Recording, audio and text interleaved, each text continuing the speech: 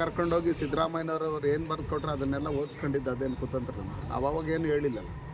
ಹಂಗಿರ್ತಕ್ಕಂಥ ಸಂದರ್ಭದಲ್ಲಿ ಬಹುಮತ ಬಂದಾಗ ಅವ್ರದ್ದು ಯಾವುದು ನಮ್ಮ ಮಿಷಿನ್ ಎಲ್ಲ ಮತ್ತು EVMದು ಏನು ಪ್ರಾಬ್ಲಮ್ ಇಲ್ಲ ಅಂತ ಹೇಳ್ತಾರೆ.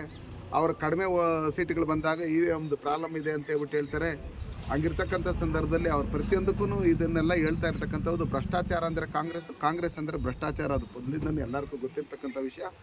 ದಯವಿಟ್ಟು ಕೂಡಲೇ ರಾಜೀನಾಮೆ ಕೊಟ್ಟು ಇದರಲ್ಲಿ ಇದು ಒಂದೇ ಅಭಿವೃದ್ಧಿ ಪ್ರಾಧಿಕಾರದಲ್ಲ, ಬೇರೆ ಬೇರೆ ಅಭಿವೃದ್ಧಿ ಪ್ರಾಧಿಕಾರದಲ್ಲೂ ಇದೇ ರೀತಿ ಚುನಾವಣೆಗೋಸ್ಕರ ಈ ಹಣವನ್ನು ದುರ್ಬಳಕೆ ಮಾಡಿಕೊಂಡು ಕಾನೂನು ಹೋರಾಟ ಮಾಡ್ತೀವಿ ಅಂತಿದ್ದಾರೆ.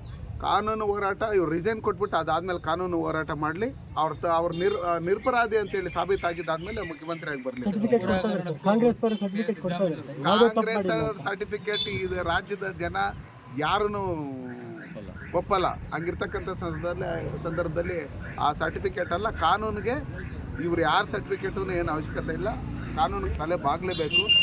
ನಾನು ಅವಾಗಲೇ ಹೇಳಿದ್ದೀನಿ, ಇದೇ ಇತಿಹಾಸ ಇದೆ. ಪ್ರಧಾನಮಂತ್ರಿಗಳು, ಮುಖ್ಯಮಂತ್ರಿಗಳು, ಎಷ್ಟೋ ಜನ ಮಂತ್ರಿಗಳು ಅವ್ರ ತಪ್ಪಿತಸ್ಥರು ಅಂತ ಆಪಾದನೆ ಬಂದಿದೆ ಅಂದ ತಕ್ಷಣ ರಿಸೈನ್ ಕೊಟ್ಟು ಮನೆಗೆ ಹೋಗಿರ್ತಕ್ಕಂಥವ್ರು. ಆಗಿನ ಇದು CM ಆದಂಥ ಬಸವರಾಜ ಬೊಮ್ಮಾಯಿ ಅವರು ನಿವೇಶನ ಕೊಟ್ಟಿರುವಂಥದ್ದು, ಮತ್ತು ಅದೇ ಸಚಿವರು ಸಹ ಬಸವರಾಜ ಬೊಮ್ಮಾಯಿ ಇವರು ಬಸವರಾಜ್ ಸಹ ಮಿನಿಸ್ಟರ್ ಆಗಿದ್ರು. ಸೊ ಇವೆಲ್ಲ ನಡೆದಿರೋಂಥದ್ದು BJP ಸರ್ಕಾರದಲ್ಲಿ ಅಂತ ಅವ್ರು ಹೇಳ್ತಾರೆ. ಈಗ ಇವರು ಸರ್ಕಾರ ಬಂದು 1 ವರ್ಷ 5 ತಿಂಗಳಾಗ್ತಾಯಿದೆ.